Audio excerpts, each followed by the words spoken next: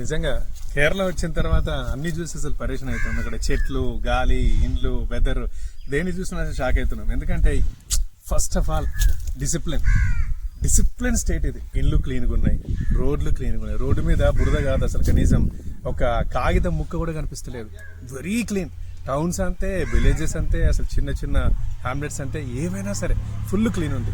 మనుషులు డిసిప్లిన్గా ఉన్నారు, ఇల్లు నీట్గా ఉన్నాయి, ఇంటికి మధ్యలో గ్యాప్ ఉంది, ప్రతి ఇంట్లో చెట్లు ఉన్నాయి.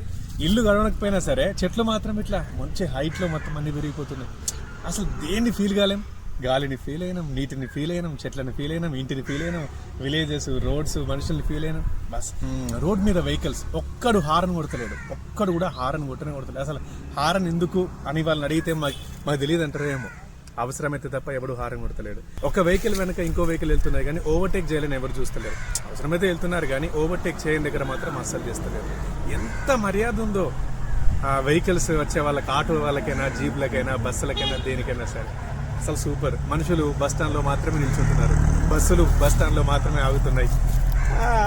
అండ్ ఇంకా ప్రొటెస్ట్, ఇది మనకు మెయిన్. ప్రొటెస్ట్ ఎవరైనా ప్రొటెస్ట్ చేయాలన్నా కూడా రోడ్డుకి లెఫ్ట్కి ఒక లైన్ గీసారు, రైట్కి ఒక లైన్ గీసారు.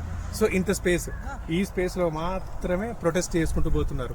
వాళ్ళు ప్రార్థన చేసినా, వాళ్ళు ఏమన్నా ప్రేయర్స్ చేసుకుంటూ పోయినా, లేదంటే ఆందోళన చేసుకుంటూ పోయినా, జెండాలు పట్టుకుని పోయినా రోడ్ మీద ఆ లైన్లో మాత్రమే పోతూ ఉన్నారు. అంత తప్ప రోడ్డు మీదకి వస్తలేరు.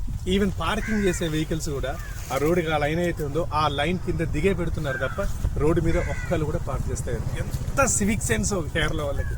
లాస్ట్ థింగ్ ఒకటి అసలు షాక్ అయింది, ఈవెన్ వైన్స్ కూడా రోడ్డు మీద ఎక్కడ పడితే అక్కడ కనిపిస్తలేవు. మనలాగా 1-2 కిలోమీటర్లకు వస్తారు. ఎక్కడో ఒక వైన్స్ ఉంది, అది కూడా గవర్నమెంట్ నడిపిస్తుంది. ఆడ కూడా డిసిప్లిన్ మనకు కనిపించింది. అసలు లైన్ కడుతున్నారు, కట్టిన తర్వాత టోకెన్ తీసుకుంటున్నారు, టోకెన్ తీసుకుని మళ్ళీ మందు తీసుకుని వెళ్ళిపోతున్నారు. రే మందు బాబుల్లో కూడా డిసిప్లిన్ చూస్తున్నామనంటే ఇక మామూలు మనుషులలో ఉండదా? నిజంగా మళ్ళీ పుడితే గిడితే కేరళలో పుట్టాలి. ఇప్పుడు మనతోనేది కాదు కానీ అందుకే అన్నారు దీన్ని గాడ్స్ ఓన్ కంట్రీ అని.